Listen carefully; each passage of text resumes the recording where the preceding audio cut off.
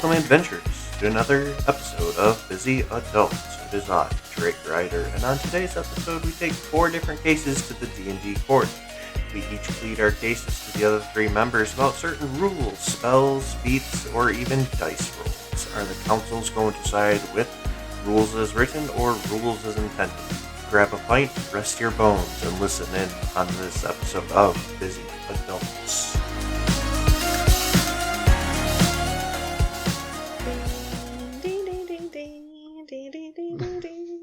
Oh, she knows it this time.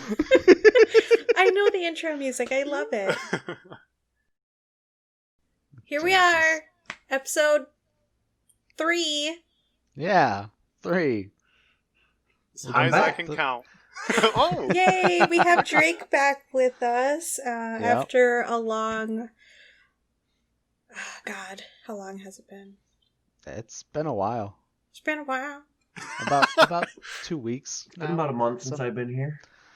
Has it been a month? Oh, Yeah, I was here for the first one, and then work was like, hey, you're our bitch for the next month. And I went, oh. Yep. Busy adults! Yeah! Great. Thanks for bringing it back. We are busy adults. We are. Welcome to the Busy Adults podcast, guys. This is gonna be a shit show. Yeah, I don't know if last it'd be a week... shit show, but it's going to be fun. So the last episode we recorded, we were Drakeless, but we did make some characters with that NPC generator. Well, with the NPC generator table in the back of the DM's handbook. That was really fun. But another fun thing that we did just for us, maybe it'll go out onto the internet one day. But we played a 1-page RPG. I believe the name of it is called All the King's Horses. I'll have to look it up on Reddit real quick to see who actually posted it, but it was a really fun one-shot in which I DM'd both Yaka and Monkey, and they were horses. It started out really normal. I promise. It did. So it started out like, hey, Monkey's a knight and Yaka's a jester. It's like, okay, yeah, we're okay with this. We're cool. And then we're like, oh yeah, but no, by the way, you're horses. You're the knight's horse and the jester's horse. It's like, oh, okay. I guess I'm a fucking horse. And from that moment on, the insanity ensued. It was insanity. It was normal at first, and then it took a real hard turn. Until we started talking to the pigs. That's where it got crazy. Yeah. I think we literally laughed for like 10 minutes straight about my stupid pig face I was making. We could not move forward from that point. No, we couldn't. The fucking pig. Oh my god. I mean, I was gonna say, hey Drake, here's a preview. So I leaned back and I got an extra chin going, and I have a like picture a Helen smash, like that sort of like rectangular, and she was breathing real hard because she's a big old bitch, and like they couldn't get past it. And no, I mean, we couldn't. Fair. It was perfect. It was so good. It was a lot of fun. It was. But yeah, we'll end up putting it up there. And then I don't know if you guys know yet, but we just about have a website ready to go. So I'll probably have those rules and everything posted on there too if the viewers want to get into those shenanigans. Real quick, I looked it up. I found it on 1-page RPGs. That's the Reddit thread. And the username is Sir Dr. Cock, K-O-K. I'm giving credit where credit is due. They are the one who put together all the rules for the game, and it. This is a mature channel. We can say that here. Cock is K-O-K. K-O-K. There's nothing dirty about a cock. It is A-OK K-O-K. in my book. Now that's some schmegma. Yes. Oh god. But yeah, I'll end up linking to Dr. What was the name again? Cock. It was username Sir Dr. Cock. Sir Dr. Cock. I will link to Sir Dr. Cock on the website to those rules. Thank you again, if you're listening, Sir Dr. Cock. Yeah. So, you ready to do this? What's the meat of the episode there, Ray? What's the meat? Oh, okay. Sure. I guess I'll do all the announcing today. That's fine. So court is in session, y'all. D&D Court time. It's time for you to come up and present your case with a rule or a spell that you feel may be presented in a different way. It could be a time where a player or a DM feel wronged you in a certain way, but we ourselves are all the judges, juries, and executioners. I wish I had a gavel. Clang, clang. Court's in session, bitch. We'll just have to buy that and put it in, edit it in. Clong, clong. I can get that sound effect. Do it. I want the Law and Order dun dun. I don't know if I can get that. That might not. No. But you want a gavel? Group I can do that. That takes D&D wrongs. They are Special Victims Units. D&D Edition. Dun, dun. Oh, no. Either that or some, really funky 70s type music, I think that's the standard for courtroom television shows. Mm-hmm. Yeah. Like Liar, Liar. Yeah. There you go. I can make it work. I got this. Borderline 70s porn music. Got it. Yeah, pretty much. That's the time period. Well then, I guess since this was roughly my idea before that we even started this thing, I will go first. Ladies and gentlemen of the jury, I have been wronged in 5th edition. As some of you may know, the rogue subclass or the rogue multi-class, it always provided a great and wonderful ability to use sneak attack. In 3.5, which I have right here, I shall read sneak attack. He is. He is ready. If a rogue can catch an opponent when he is unable to defend himself effectively from his or her attack, he or she can strike a vital spot for extra damage. Basically, the rogue attack deals extra damage anytime his or her target would be denied a dex bonus to AC. 3.5. Oh man, he's pulling out 5e. He's pulling out the books. 5e. Oh yes, I'm going hard on this one. I'm surprised you don't have him sticky note. Right. Yeah, I just woke up again. I lived at work. Sneak attack in 5th edition, page 96. Beginning at 1st level, you know how to strike subtly and exploit a foe's distraction. Once per turn, you can deal an extra 1d6 point of damage to one creature you hit with an attack if you had advantage on the roll. Here's where it gets tricky and where I feel I was wronged. The attack must use a finesse or ranged weapon. Ladies and gentlemen of the jury, I call bullshit. For the plain and simple facts of sneak attack is supposed to be, you know how to strike a vital spot or you know how to hit an opponent who is distracted in such a way. Why am I so upset? Why do I feel I was wrong?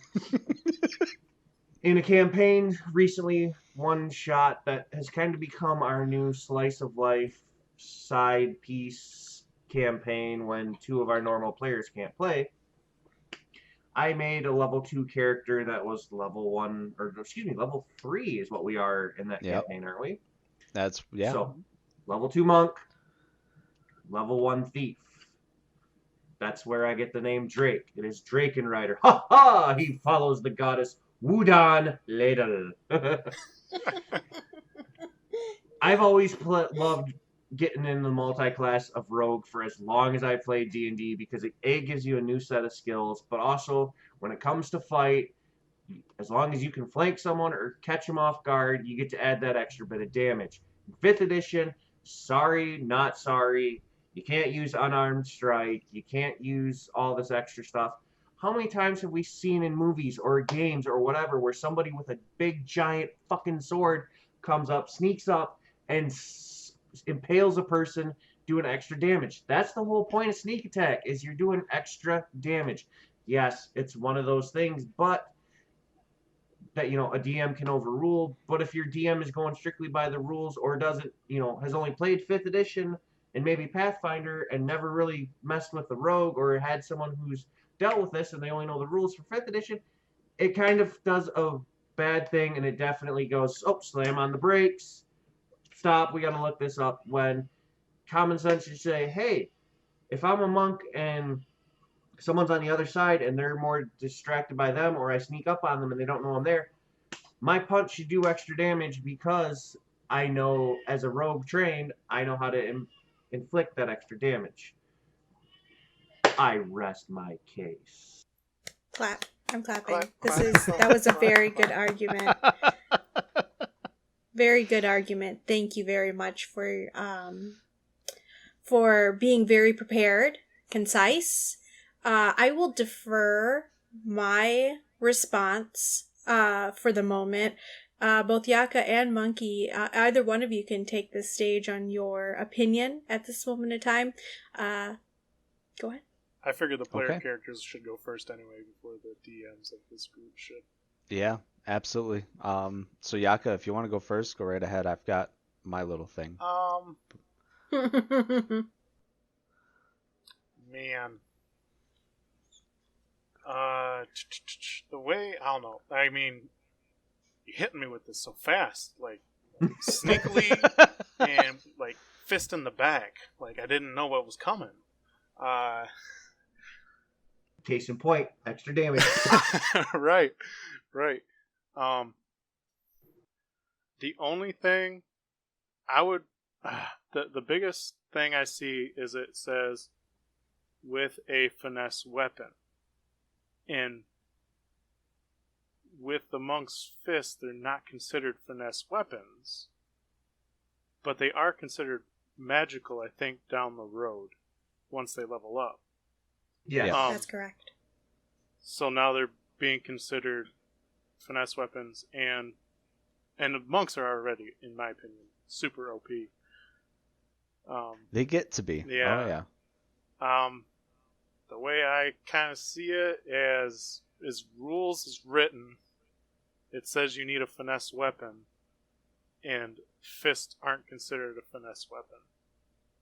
But I mean, if I was going to run my own campaign, I'd probably just be, and it was for shits and giggles, I'd be like, yeah, go ahead, who gives a fuck? But but as for this case, it's rules as written. You do not get your sneak attack damage from fists. Oh. Do not fist me from behind. Level 6, by the way, is when they get to become magical weapons. Yeah. Okay. Monkey? My thing is kind of along the same lines as Yaka, where you need a finesse weapon or a ranged weapon to kind of exploit a weakness based on the written rules. So with the finesse weapon, you're able to finesse into a specific, precise target. Yes, you can do it with a fist to an extent. Fist weapons are mainly blunt. So your unarmed strikes are punches or slaps if you want to be a weirdo. You can, kind of make your fingers into a cone to almost kind of pierce, but it's not going to do the same as like a dagger or an arrow or a crossbow bolt or anything like that, that the rules as written does state works as a finesse weapon. So like even a rapier, that is a very, very pointy finesse type weapon. You're not just going to go around swinging it at people. It is a stabbing, piercing weapon. So anything that is piercing, if its rules as intended, anything that is piercing, I would say works with sneak attack. However, unarmed strikes are blunt. So I would not rule that as a sneak attack in this case. Now, as far as the actual sneak attack words, 2 words, you're sneaking up on them. They have disadvantage. You are going to fuck them up. Yes, you should do extra damage because they're not expecting it, because they don't know you're there. But the rules as written, to me, takes precedence over that, just because they are exploiting a weakness, not necessarily just caught with their hands tied behind their back. Right, and I get that. But what I'm saying is, like, you've had precedent for all these other editions that if you catch someone unaware, or that, you know, you're saying, oh, well, it's blunt, so it's not as much. Dude, case in point, let's go with DBZ Abridged. I punch you in the dick, it's going to hurt a lot more than if I punch you in the arm. If you're not aware. Like, yeah, it's blunt. And that's the thing, like, I keep reverting back to, is in 3.5, it was literally like, hey, you use any fucking weapon, if you catch them unaware or have advantage on them, or they're at disadvantage, it's fair game. Like I said, in, you know, anime, books, movies, video games, you've seen the motherfuckers with the giant swords sneak up, like, full plate, and they should sound like a goddamn, like, bull on steroids in a midget's china shop, and they just full on sneak and just do the extra damage because they impale a motherfucker on their sword or whatever weapon. And in 5th edition, they just went, nope, sorry, it's got to be like little stabby finesse or pew pew pew with the crossbow or bow. Like, you took a step back on this rule big time, because all the other editions, like, hey, we're straight. Like, you want to get that big old double-handed giant great sword and you're a little halfling, you go right ahead if you get that sneak roll. Like, you just take that weapon that's like 3 times your size and just... Yeah. I just think the biggest thing that goes for me is the word finesse. Because it doesn't say that for Monk, unfortunately. It's... Yeah, like, everything it's a else precision makes sense attack. around it. It really does. Yeah. But it's that one word finesse. I've listened to all of the arguments. I'm taking into account the fact that this has been a rule, or sort of, because what you had referred to earlier, I'm not familiar with any rules before Pathfinder. On top of that, even less so different classes, we only played Pathfinder a little bit, and then we moved over to 5e. So I'm more familiar with the 5e rules. One thing does stick out to me. When we were first having this conversation in episode 1, you referred to the sneak attack, portion. I wish I had it, blah, blah, blah. It needs to be in 5e. You referred to it as broke as fuck in 3.5 and editions earlier. And by them removing it, it does also give me the idea that, yeah, it was broke as fuck. So, I would love to give you sneak attack with unarmed strike if this was, this campaign is just like a one-off sort of campaign. We go there when we don't have enough players to play our other game. It's for the funsies. It's not very serious. So I can see why you didn't come to me, the DM, being like, hey, I'm gonna play this rogue, but he's also a monk. Can I do sneak attack with my punches? At that time, we would have had time to discuss it. You would have been able to make your case before the game had even started, and I'd be like, yeah, that's a good character thing to do. I think that's a good, that's creative. Let's do that. Because it's not in 5e. However, this is just a fun one-shot type of game. You did a thing. I was aware that there was a rule saying you couldn't do a thing, so I had to make a quick decision. All right, what's the rule again? Yep, that's the rule. Sorry, you can't do it. There are circumstances where, yes, you can do it. You can have sneak attack with your punches.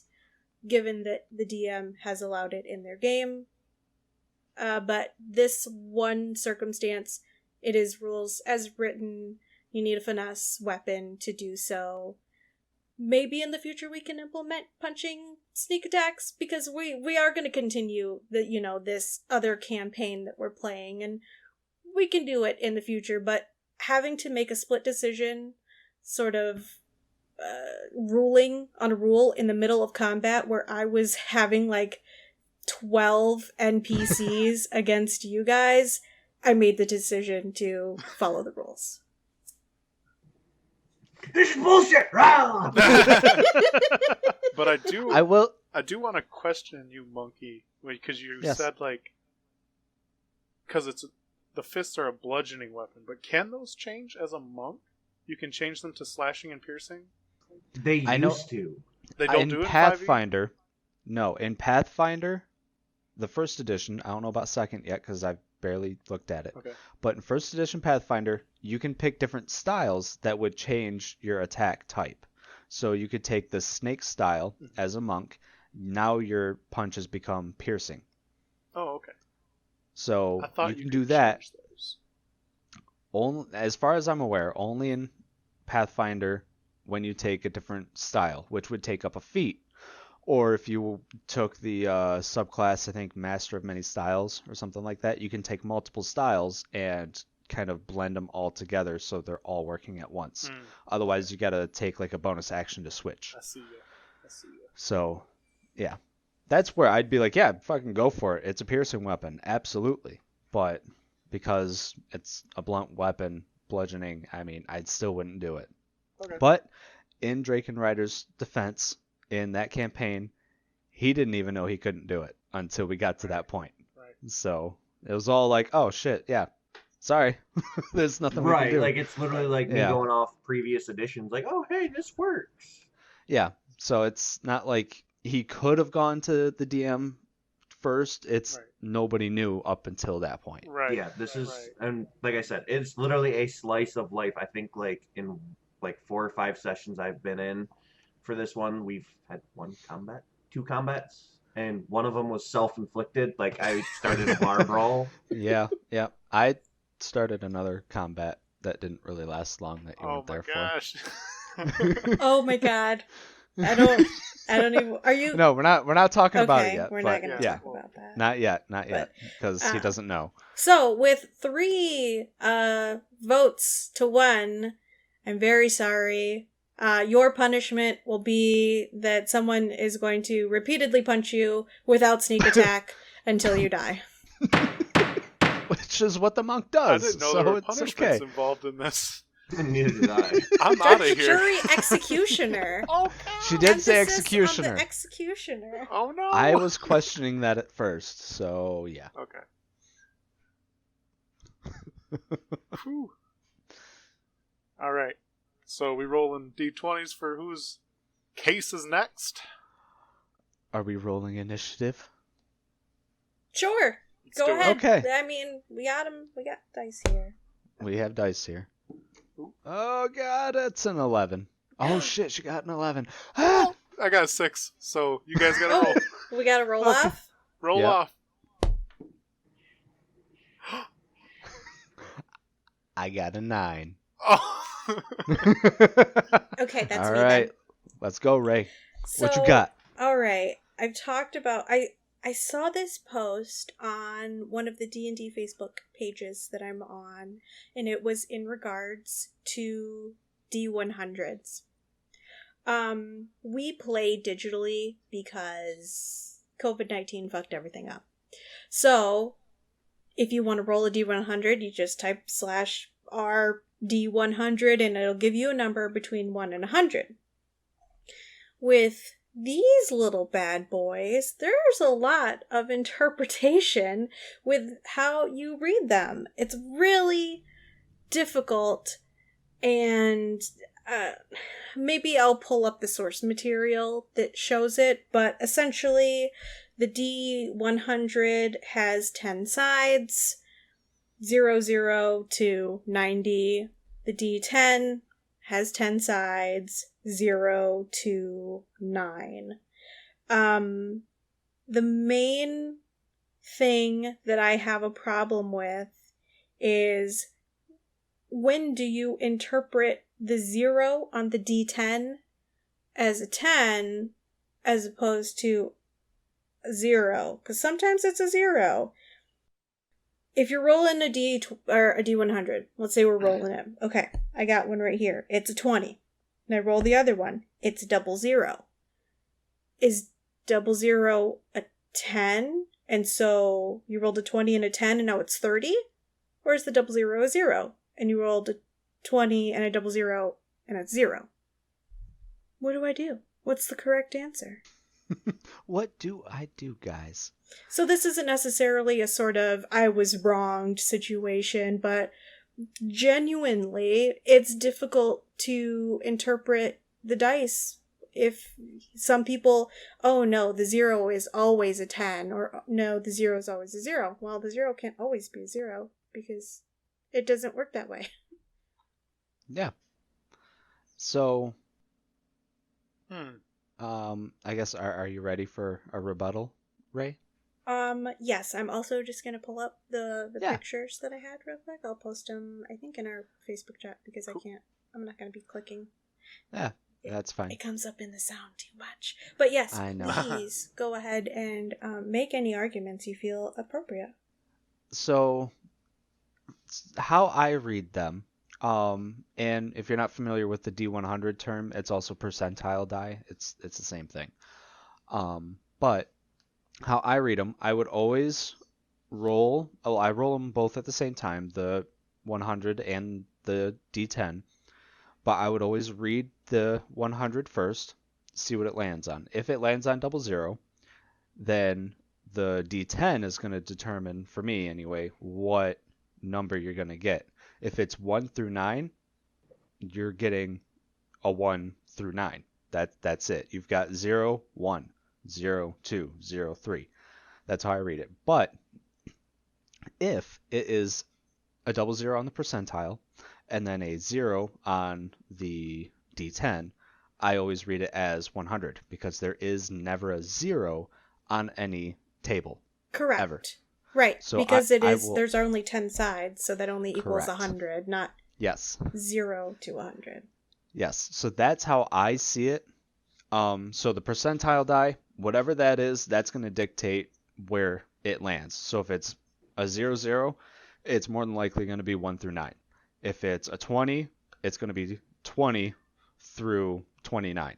So yeah, say we roll the percentile die, it lands on 30. Okay, cool. You roll the next one, your D10. That lands on 0. That's going to be a 20 or a 30, whatever I said first. That's how I would read it at all times, because you can't get a 0, a total 0 on any table. But did you? I'm sorry. Did I you have not explain the portion of you roll a 30 and a 00? That's 0 then instead of 40, because if there's no 0, then the 0 on the D10 is a 10. Yep. And then Correct. the 30 is a 40. The 30, 10, 40. The only reason, so I only do the 0 on the D10 as a 10 when the percentile die comes up as a 00. I Because see. Okay, so that these are makes it 100 specific. to me. So these rules, are these arbitrary? Did you just come up with this by yourself, or is there precedence set that somebody told you, or that you were in a situation where like, no, this is how you're supposed to read it? This is how I've always learned how to play it. Ever since I started playing any kind of tabletop game, that's how I've been taught. Because again, there's only one way you can get 100, and you can't get a 0. So yeah, in the case like you're talking about, you roll a 30 and then you roll a 0. With the logic of getting 100, yes, you would get 40. But at that same time, there's no other way to get like a 10 number, like a 10 or a 20 or a 30, besides doing that. So I don't know. My thing is, you roll the first number, that determines what, like you your second digit, your percentile die, and then you roll the single digit to figure out what the single digit is. That's how I always have done it. Fair. It doesn't normally come up. Honestly, No. The only time that I've ever rolled a D100 percentile dice is when rolling for Divine Intervention, because you have to roll your class level or lower, and that's easy, because the number only goes to 20. That's as high Yeah. of class level you can get. But apparently in 5e Divine Intervention, once you do reach level 20, it just works. You don't have to roll. If you're a level 20 cleric, you're like, hey, God, help a sister out. And then they're like, chill, and they just do it. But up until level 19, you have to roll for it. So, it, like I said, it doesn't really pose that big of an issue. No. There's not a lot of reasons to roll it, and then on top of that, we do play digitally, so there's no interpretation. It just tells you the number. I'm curious. I am going to go into Roll20, and I am going to just continue rolling percentile die until I see something come up to where it's like, okay, that's what it's telling me how it works. Oh, okay. So I'm gonna mute my mic while all I that do is it. that's literally someone's preference. Like, this is one of those things True. that is so wishy-washy. Like, me personally, I've actually played 0 to 100. So you roll all zeros, that's a fucking 0. That's, like, depending on how your DM wants it. Like, a lot of the times, with percentiles, lower is better. That's your nat 20. That's on steroids. That's what you want. So you roll double zeros or triple zeros. In that case, it's your perfect nat 20, or it's your ultimate nat 1. If the DM doesn't want low. Say you roll a 90% and a 0, that's your 100. Because the way I've always learned it is the percentile, the double numbers, is 0 to 9. If that's, your singles, your 10%, 20, 30, 40, all the way up to 90. And the second die is 1 to 10. If you get that 0 and any other number, it's plus 10. But if you get that 0 on that and the 0 on the percentages, that's your 0. Yes, there's no precedent on any tables. It's always kind of been like, oh, hey, this is just how it is. But again, they use 0 to 100. A lot of these tables, you'll see 0 to 99 or 1 to 100. Like, I'm looking at one right now that I went on Reddit, did a quick search while you all were talking. And there's like, oh, this is the only way it could be. 0 to 99 or 1 to 100. And it's like, no, I've actually done 0 to 100. It can be done. Yes, there's no real tables. But again, you're talking about 100. It's a 1 in, actually it's 2 in 100. You have a 2% chance of either something really badass, like, oh, hey, the gods intervened, and not only did you get to do what you wanted, you also got this bonus, or the gods just fucking hate you so much that they not only kicked you in the dick, but they kicked all of your ancestors and all your descendants at once in the dick. Right in the dick. You keep kicking me in the dick. Yep. So that's the way my thing has always been. Like I said, I've done it 0 to 100, and that's kind of the way I've always played. It's like, oh, hey, percentage. You could get that really badass, like, super success. And most people would be like, well, super success is going to be like a 1 or a 90. Fuck off. Yep.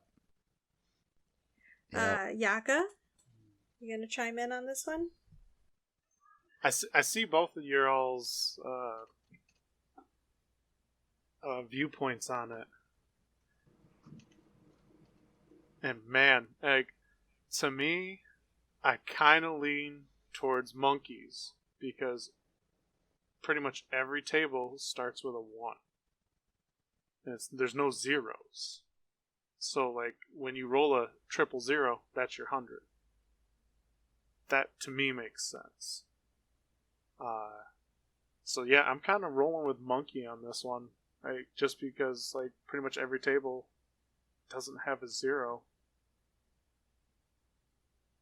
Yeah, most of the tables that you find in the book are not books. Yeah. Because there's a shit ton of them now. Don't have a 0 on the table. Right. And that's, I guess I would go with that just because it makes it familiar, but like I totally see your side, Drake and Ryder. I'm like, oh wow, okay, if you can read it like that, that totally makes sense. Yeah. But yeah, I kind of got to go with monkey on this one.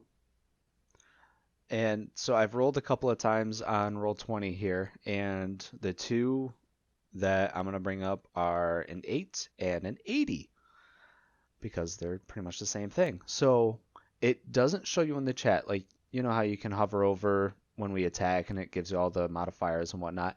It won't show you that in the chat. For whatever reason, when you roll a D100, it says, nope, fuck you. It just says number. Yeah, It says just fuck you whatever and then the a final number. number is. Yep, that's pretty much it. But I've got the virtual dice on. The virtual dice shows for an 8, it is 00 and then 8. So that is flat out 8. 80 is the opposite. For 80, it rolls an 80 on the percentile and then a 0 on the D10. So, and like you were saying, Drake and Ryder. So then really, that is a 0 to 99. No. Yes, Well, because that's a 0 to 99 table. Because if it's counting the singular 0 as a 0, yeah. then that means that there's no 10 on the D10. Right. That means there's no 100 and all. The 100 would be the 2 zeros, but I haven't hit that yet because I've only done it like 10 times now. We'll get to clicking. I know, right? But it's rolling the same way that I would roll and interpret it. So that's what I'm trying to get at. But again, to Drake and Ryder's point, it's really up to, at this point, whoever coded it, their preference on how it should be read. So it really could go either way. It's kind of a divisive like situation or preference. But yeah, I mean, I can sit here and roll dice all night long, and I don't know if I'll ever get 100, honestly, or 0. There's a 1 in 100 chance that it will happen. But then at the same time, what if you have there's a lot higher than that? What if you have a weapon that's a D10 and you roll a 0? You get 0 damage with the weapon? No. Well, the weapon is a D10, so that 0 is a 10. It's right. Right. It's only when the percentile dice is introduced that now we're all confused. Okay. Yeah. All right. I wasn't sure if that was also part of this ruling. No. I mean, I guess my punishment is... Your punishment is to walk a quarter mile on D4s because you came with such a weak... Like, there's no way you could be wrong. Like, mine, I was going to be told straight up, like, you're wrong. You picked one that, yes, it's, like, a legit concern, but, like, you couldn't be told you're wrong. Right. It's almost like I planned it. Yeah. I was so close. I almost got double zeros. I got 0 on the percentile die, and it almost got 0 on the D10, and it rolled over to a 2. Like, I can see it. Just move it. All right. Well, thanks for it. that. Thanks for nothing. There was no concise answer. There isn't a rule somewhere. Great. Next. At least you're still alive. That's true. I got punched to death. Yes, you did. All right, Monkey, you're next. Okay, mine is kind of concerning a little bit both of the Shape Water cantrip and the Mold Earth cantrip. So they essentially do the same thing, just one is Earth related and the other is water related. But my thing is, it's such an open-ended fucking spell, both of them, that it's kind of hard to nail down exactly what it does with rules as written. So I'm just going to read off shape water. I'm not going to worry about mold earth for now. The only difference there is loose dirt versus water. So whatever. Which is an argument. It is an argument. Loose It water? is an argument. Yeah. Yes, loose water. That's right. Honestly, is this loose in water. The player's handbook, or what is it? No, it's in the Elemental Evil Player's Companion. It actually has it on D&D Beyond. It's telling me page 164. But I'll read it off, and I'll even put it in our Facebook chat. Please do. Afterwards. So, it's kind of long, but you choose an area of water that you can see within range and that fits within a 5-foot cube. You manipulate it in one of the following ways. You instantaneously move or otherwise change the flow of water as you direct up to 5 feet in any direction. This movement does not have enough force to cause damage. That's pretty clear as far as the damage portion of it. The other portion of it I'll get into later. The second way, you cause the water to form into simple shapes and animate at your direction. It says direction, I'm guessing discretion is what it means, but whatever. This change lasts for 1 hour. You can change the water's color or opacity. The water must be changed in the same way throughout. This change lasts for 1 hour. And then the last way, you freeze the water, provided that there are no creatures in it. The water unfreezes in 1 hour. If you cast this spell multiple times, you can have no more than 2 of its non-instantaneous effects active at a time, and you can dismiss such an effect as an action. So that would mean like you freeze the water and you can change its color or opacity at the same time. But you can't form it into a simple shape. So you can do 2 out of the 3 things. So here's where it's super open-ended and a couple of points. The very first portion of it is you can choose an area of water that you can see within range and that fits within a 5-foot cube. Now, is it in a literal 5-foot cube, or can this 5-foot cube be smushed down and kind of stretched out to be the same area? If it can, you could do a lot with it. You can create, with the ice effect, a slippery area for people to run across and slide and, fall down, trip them, stuff like that. And then the one instantaneous move or otherwise change the flow of water as you direct up to 5 feet in any direction. The any direction portion of it is any direction. Would you rule up as the direction, directly up into the air 5 feet? Defying gravity. Correct. Or straight down, creating like a vortex pool, basically. Instantaneous 5-foot drop in water in a 5-foot cube. That would make other water rush in and kind of create a weird vortex pulling anything down into it, which you can see with like ships when they start to sink, it's pulling water down. And you could drown things. Right. Because it only says this movement doesn't have enough force to cause damage. So you can't just fling water at a person to cause damage. But the effect it causes to the surrounding area, it doesn't say anything about. And then you freeze the water, provided there's no creatures in it. Okay, I freeze a giant block of fucking water. I'm going to push it off of like the edge of a building or something onto somebody's head. Will that cause damage? It should, because it's a giant block of water. If you were to do the calculations and yada yada for how heavy it is, a 5-foot cube of ice is 1.5 tons. The man should be dead. Most things should be dead with 1.5 tons of ice falling on their head. And this is a cantrip? This is a cantrip. That's the fucked up thing. It is a cantrip. Now, where the Mold Earth spell kind of gets a little crazy is there are certain things I know you can't do with it because there are other spells that do the things you want to do with this cantrip, like higher level spells, like a 5th level spell to create. Oh god, I forgot what it was. I think it's like 10, either 20 or 10 different walls in a certain area, or you can create a giant sphere of dirt or stone with this 5th level spell. Whereas this cantrip, is that stone shape? Maybe. I think it's stone shape. I can't remember what it was. I found it a while back, and I'm like, oh wow, I could do some really cool stuff with this. And then I was thinking, oh wow, I could do it with the cantrip, but you really shouldn't be able to do it with a cantrip if there's a higher level spell specifically for that thing.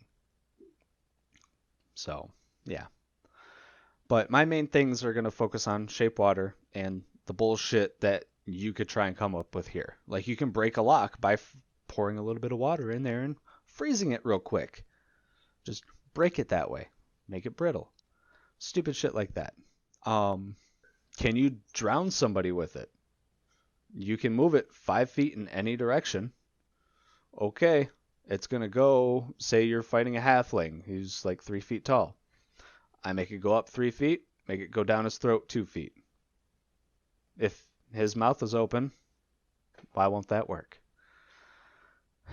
And that's about it. So I'm going to post the cantrip in, I'm actually going to do probably the link to it in our thing. There you go, for shape water. Okay, for the drowning part, I'm going to chime in real quick. I've seen this discussion. This is not a new discussion. This is no, it's one not. that you go on any forum. This is like Civil War type. That's why I'm you're bringing either it on up. Captain's side or you're Iron Man's side. There's no middle ground. Like, Yep. You're either with the Cap or Tony Stark. Yep.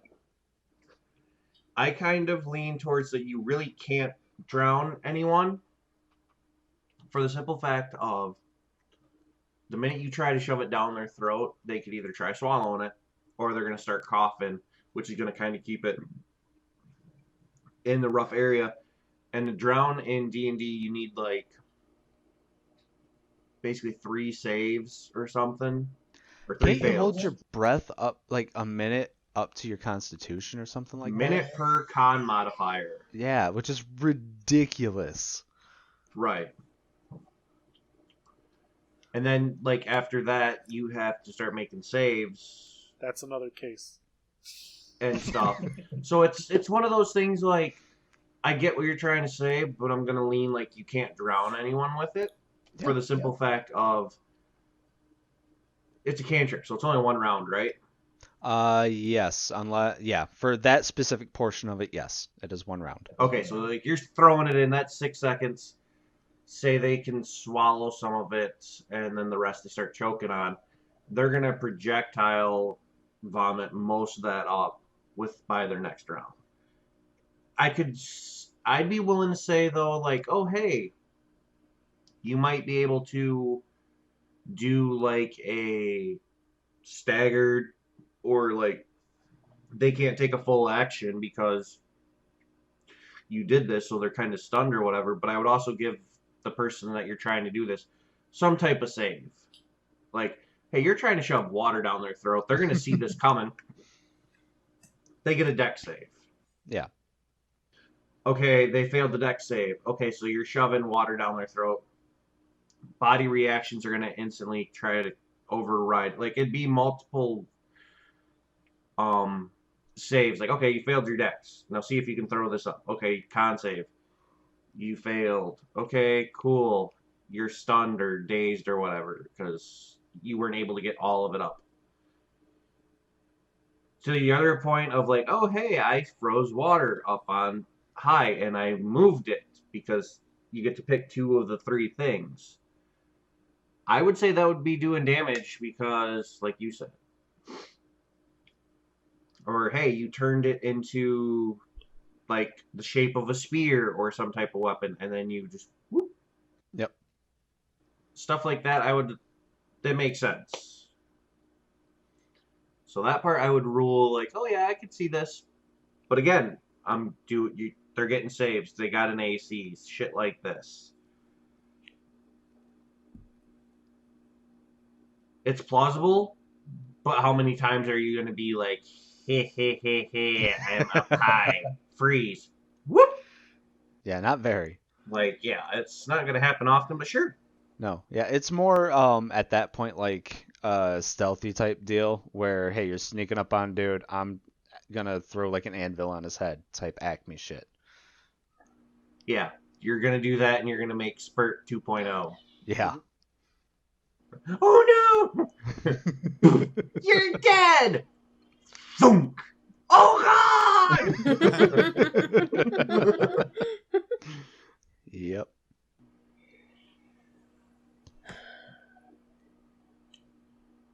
Like I said, I'll defer to the final, not ruling, but my opinion at the end. So, Monkey, what points were you? The first point Yep. is to make a whirlpool to cause drowning damage, right? Yes, Correct? by dropping it 5 feet straight down if somebody is in like a lake or something. Yeah. But you were saying create a vortex, like a whirlpool.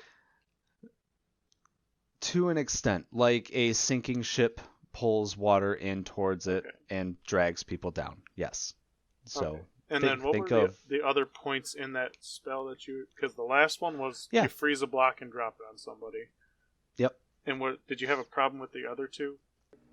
The 5 feet in any direction. Can you put it straight up in the air, defying gravity? 5 feet. Obviously, it's going to come right back down, but can you throw it straight up in the air? And you know what? I'll even make the argument, if you were to continuously use this cantrip, can you hold it in the air?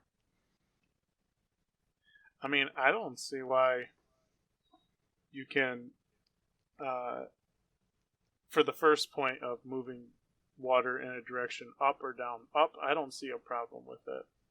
Like, yeah, it's kind of defying gravity, but fucking magic, bro. And besides, the pushing down, if someone was in water and you push them down, they only go 5 feet down. And then they can swim in any direction except straight back up to get back to the surface. You know? Yep. I mean, it would only work in like, oh, you're in a well. I'm just going to keep shoving you down there. Right. Yeah. So, like, I don't know. I kind of see that one is just kind of rules as written, I guess. And as for the block of freezing water, it says its range is 30 feet. And as soon as you're beyond that 30 feet, because it's a cantrip, it dissipates. But it does say the water unfreezes in 1 hour. Right, but if you're out of range... Isn't the range just a casting range? That's what I'm kind of seeing is you kind of gotta... Well, it doesn't say concentration. That's true. No. Yeah, it is just an instantaneous... Here it is. There's no saves, there's no anything. It's just a casting range of 30 feet, and the water unfreezes in 1 hour. So, my thing with that is it is a casting time of one action. Yep. An action is 6 seconds. And the spell is instantaneous. That's a snap. So there's no way for it to continue. You can't hold it in the air because the action, 6 seconds, oh, it happened really fast. I moved all this water. Okay, now it's done. You have to do another action of 6 seconds to cast it again, and then it moves again instantaneously. There is lag time because of the instantaneous and the action difference. I would say you could probably cause damage with it, because now that you did bring that up, like, you freeze the water. That's one action. Now what do you do with it? Like, you're going to have to take another one to pick it up and either throw it or whatever. So, right. I mean, that costs you 2 turns. Yep. I can see that, like, yeah, it's a cantrip, but I can see that if you're spending 2 turns to cause damage with a block of ice. And if you're trying to drop it on someone like Wile E. Coyote style, good luck. Yeah. You know? Well, the range in the area too, like I would take that range with the spell range as well, because it isn't necessarily outlined specifically to say, outside of 30 feet, this big block of ice, it just goes back to being water. Here nor there, whatever. If you want to use it to use damage, that's fine. It would just be regular fall damage in that case. Yeah, it's a 5-foot cube is, what'd you say, 1.5 metric tons or something like that? Yeah. Terminal velocity, just use the regular fall damage for that item on whoever you're trying to attack with them. Yes, I agree. Freezing it into a block of ice and pushing it will cause damage. 100%. There's no arguing that. I call this the airplane shitter.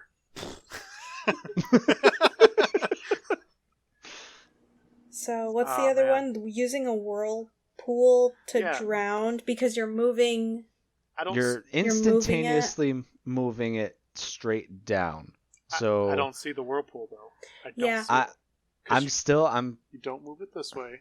And no, it's not so much a whirlpool as it is the water is sucking it straight down. A bunch of water down.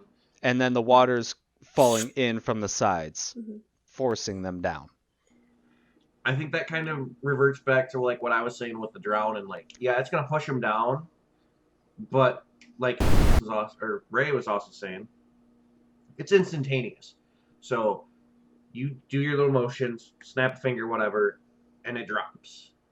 That water's gonna rush in, suck that person down, but they're gonna pop right back up next round. So you might be like, oh hey, you can't do a full action but you're literally gonna be like, drown, boop, drown.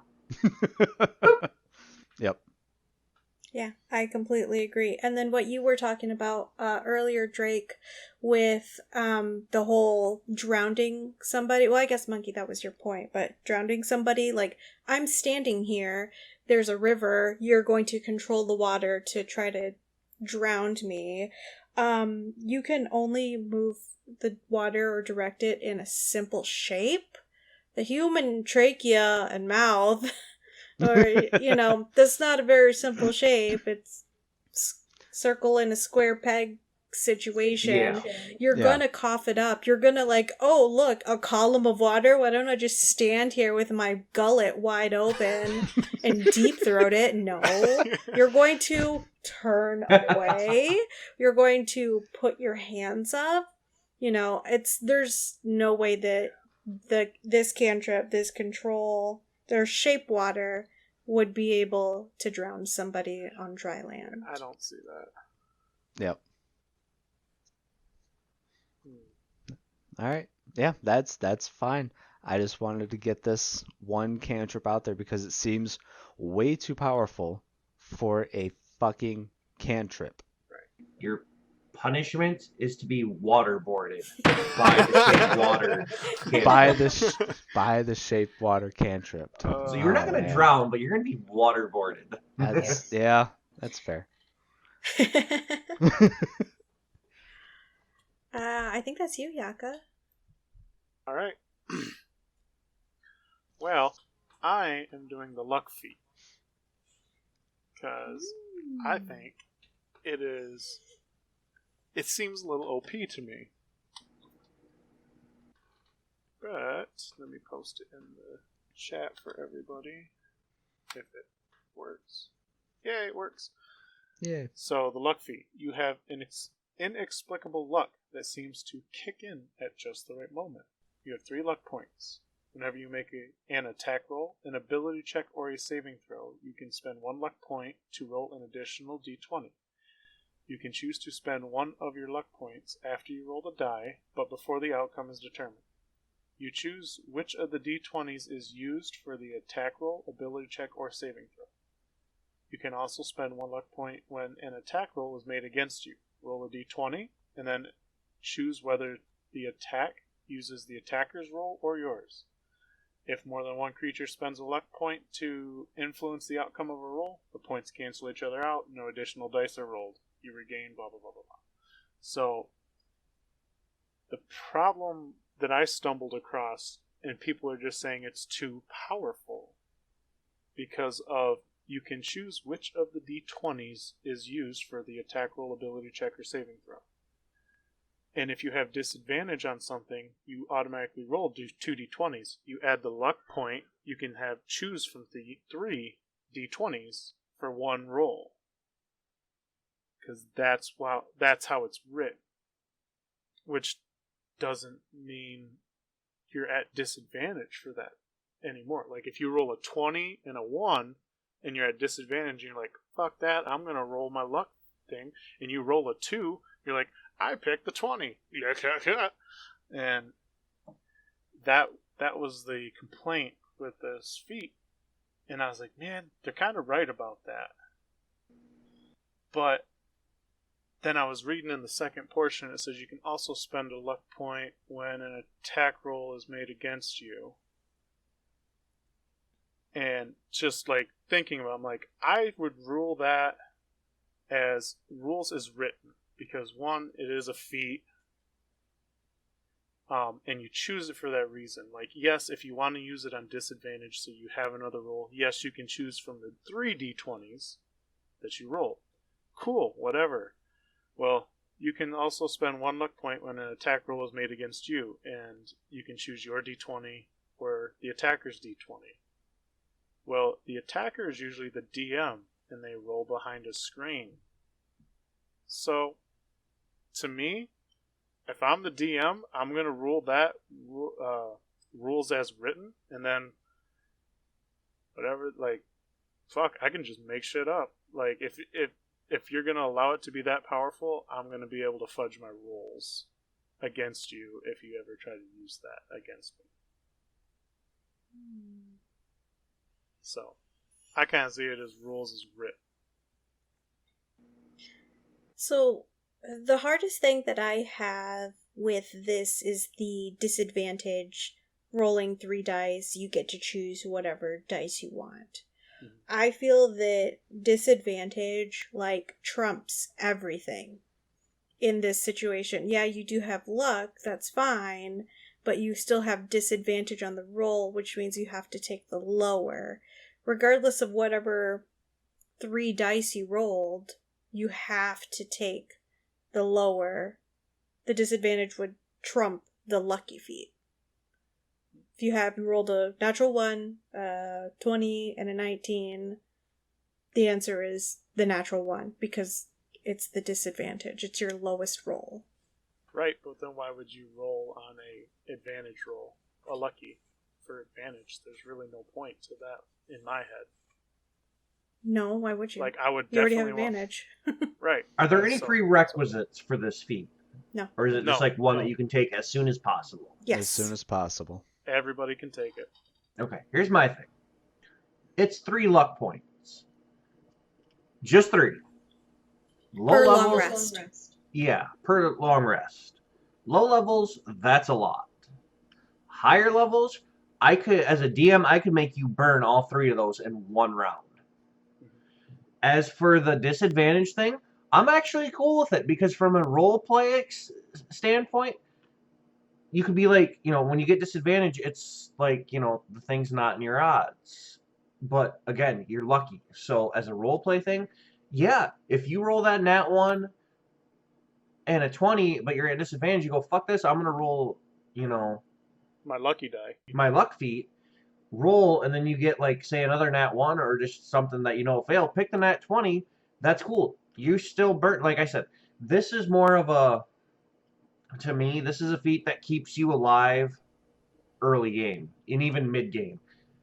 End game, I can make you burn all 3 of those feats in a fucking round. First round of you fighting a big bad evil whatever, I'm making you burn all 3 of those. Yeah, once lair actions start coming into play, when gosh. you're, those luck feats they're gone. Yeah. You're gonna be burned before your second turn. Yeah. I can almost guarantee it. It's again, to me, it's cool. It's a role play feat. It's early to mid game at best. Yeah. So it keeps you, so like if you're like, hey, I want to get to late game, because again, showing a little favoritism to the Warlock, especially the Pack Fiend, level 14, they get a thing like at will. You do damage to a person this round, pretty much I think it's till next round or even before end of turn, you at will. So like you can burn through your bonus action, burn through all your actions, and then be like, oh yeah, before I'm done, I just sent you to hell for a round, and you get 14d whatever. I have to look it up, but you get a fuck ton of psychic damage, and you come back the next round. Like, yeah, good luck with that luck feat. Like, so to me, that lets you get closer to whatever class ability you're gunning for. That puts you one step closer to, hey, me, if I took this feat, I'm saving all those for my fucking death saves. Right. Straight up. Oh, I failed one? No, I didn't. Yeah. Oh, I nat one. Oh, the fuck I did. Like, to me, this is a feat that gets you to later game stages. So rules as written. Rules as written to a T, because like I said, I can make you burn through all of them, and if you want to, be like, oh, I'm at disadvantage, but look, I rolled 2 nat 20s and a nat 1. Oh, it looks like the nat 20s win. I'd be like, cool. And see, I'm kind of in the middle of both you and Ray, whereas I would definitely let you roll it on disadvantage. However, it's disadvantage. You're not going to get all 3 of those die. I would say you would get the lowest one and your luck point, because you are rolling at disadvantage. So with disadvantage, you have to take the lower die. However, with the luck feat, I would let you choose the luck die over the disadvantage die. So say you roll a nat 1 and nat 20. No nat 20. That goes bye-bye. You have that nat 1 and then your luck die. Okay, so you're saying replace the original die with the lucky feat die, and that's what you use against your disadvantage. Correct. Okay. Yep. That's exactly it. So you don't get 3 die, you get 2. The disadvantage, because without the luck feat, no matter what, you're getting that disadvantage die. The other one does not fucking matter. So, all right. That's how I would rule it. So again, kind of in the middle of Ray saying, no, you get disadvantage, that's it. And then Drake and Ryder as, no, get all 3. Fucking have at it. That's what I'm I'm in the saying, middle. baby. I know, but that's where the OP-ness starts to come in. Because if you It's like- don't give them that, then what's the point of the luck feat if you can't bail yourself out of the situation? And that's my where- point. Like, it is straight. It's a luck feat. Right. It's a role play thing. Like, yeah, you have disadvantage, but again, it's 3 points per long rest. I know. The DM is gonna be like, okay, cool. Here's the next thing. Oh, you're gonna burn that? Here's the next thing. Burn that. Yeah. Oh, I'm gonna long rest. Okay, 2 hours into your long rest, you're ambushed. Like, Yeah. Boom. Just to keep the pressure on. Yep. right, like, Yeah. And it is meant for survivability at low to mid levels. Absolutely. But I still feel like it's too OP to let them have all 3 of the dice that were thrown. It definitely use that luck feat, and if it's higher than the disadvantage roll, have at it. Use it all day long. But I wouldn't say give them all 3 die. And let's be honest, how many games do we play that actually go into high levels? Right. I mean, right. Well, How- we went how- to what, 15? 16? that was supposed to be 16. a possibly epic level campaign, and Supposed to be. but life happened to all of us, and it was like, oh well, fuck this, we're gonna finish this up because I'm getting tired of it. And, so arguing that it's only good for lower levels, 80% of the games that get played in the world, I'm sure, are Oh, yeah. not going to get past level 10, level 12. Yeah, 'Cause they've life put out happens stats on and, that. Yeah. So, Yep, they've put out plenty of stats on that. These are the levels that get played most. Level 20 is basically your one shots. That's really it. So yeah. Yep. all right, As far Monkey, as the rest, how are you going to punish him? well, I was gonna keep going. As far as Okay. the rest Punish? of, This as is far as this the is rest 2 of on it 2, goes, motherfucker. The rest of it, I would say rules as written. I mean, I don't have any issues with anything else. There's nothing you can really try and interpret from it other than But it this isn't. is it. Your rules as intended. Rules as intended for the first half. The second half, where you can spend it on an attack made against you, and when they cancel out and anything like that, I'd say rules written. But the disadvantage portion of it, that's intended.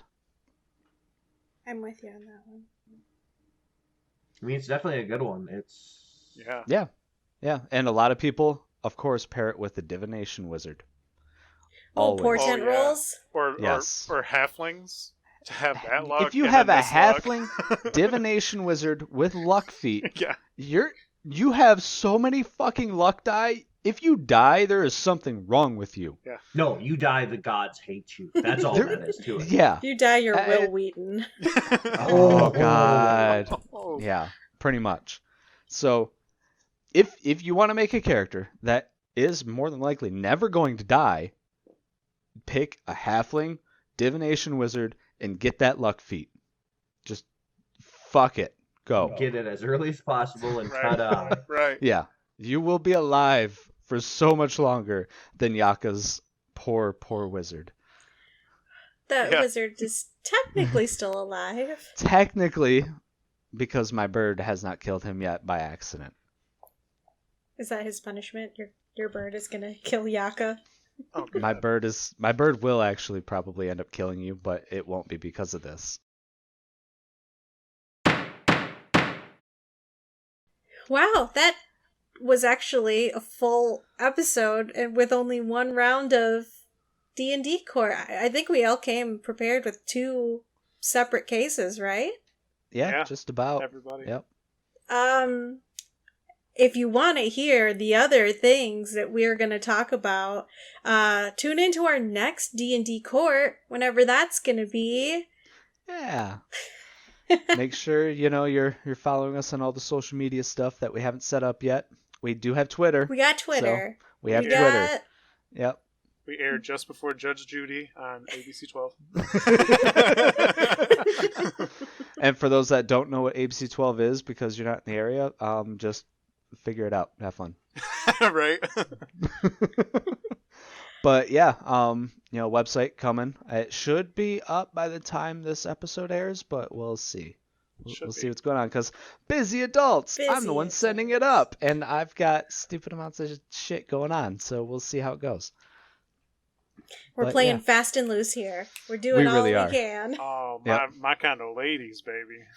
Oh man, fast and loose. Don't forget about that note from that horse game that we were playing. Do you remember the note, the only note that I took down from the entire game? It was, Yaka wants to fuck a fat bitch. Yep. Do you see the... Drake, you can see the map, right? It's what happened. There was a river there. That's the woods. The only note that I have written down wants to fuck a fat bitch. And one of the only notes I have on mine is fucking horses. So, it went well. Yeah, it went well. Nice. On that note, thanks for tuning in. Yep, appreciate it. Okay.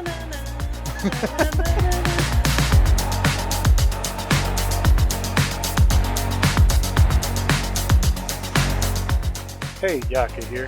Thanks for listening to this episode of Busy Adults. I hope you enjoyed it. Please subscribe to us for more of our future content. Have a good one.